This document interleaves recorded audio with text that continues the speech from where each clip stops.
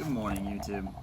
It's been a long time since I've made a video, so I figured why not share some history and some good old childhood memories. So today I'm going to bring you my old sidewinder, Iver, it's really hard for me to pronounce, Iver Johnson Model 50A. This is a 22 long rifle pistol.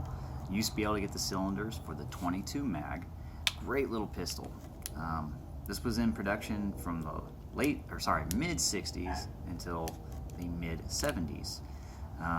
Great little pistol. I've had this thing since I was probably 10 years old until now. And now I'm 31, so 21 years it's been in my family. So anyways, let me start off. I guess I'll give you a little bit of history about the company. Use my beautiful cheat sheet here, and I'll talk a little bit more about this particular gun. So Iver Johnson was founded in the late 1800s, in fact 1887. It was a bicycle and motorcycle company when it first started. However, as time went on, they started producing shotguns, rifles, and pistols. Their pistols have been a little bit more famous, especially their 32 models, for presidential assassination attempts. I think they even had an assassination attempt with one of the Kennedys. So kind of interesting history there, a little bit dark, but very interesting for me. Their company did dissolve in 1993. They were having some financial problems. However, their parent company is going to be American Arms Corp. The sidewinder, looking here, the exact years were 1961 to 1965. The grips that came out on these, they had two different styles.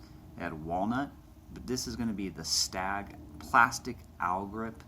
Very, very popular with the Model 50A. And by the way, Model 50A was the original ones. There was about 100,000 of them made, and it is considered the rarest because, again, you can switch the cylinder out for the 22 mag, which is a little bit bigger than the actual 22 long rifle.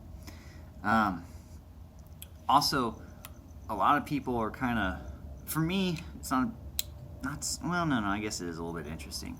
The extractor here, it just pushes out the cylinder. So instead of sliding out to the side and then dropping them, you actually have to go through on each individual cylinder, and you just pop that extractor out. Operates two different ways. You can have a heavy ass trigger pull. By the way, nothing's in there. Or you can pull it back. There's a little, I guess this would be a hair trigger down here, and there's no trigger weight at all. It is smooth. Now, I've had this in Missouri when I was overseas for almost over a decade, sitting in a container. There was tons of rust built up on this. And down at Sound and Freedom, Nixon, Missouri, I have a very good friend I grew up with, James, the Viking, and he went and cleaned all this up for me. So I have to give a big thank you, James. Like, you really brought this gun back to life. So anyways, we'll go ahead. It's kind of hard to see here, but he cleaned it up really well for me. Let's talk about accuracy with this thing. Not too bad. I mean, you have to understand, this gun is pretty old. It's been shot tons. The rifling, there is a little bit of rifling in the pistol. Still pretty good. It's not been fouled up. It's not the most accurate gun, obviously, but it's not bad. I use this all the time also because I go out to the BLM, Bureau of Land Management, by the way, and I've had a few different rattlesnakes out there. This gun fucking works well against those rattlesnakes, and it's just a good gun to take out on the trail.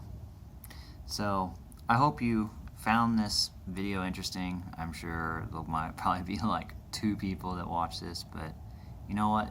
It's a good piece of history right here. Really enjoy bringing it back to life, and I still shoot it all the time.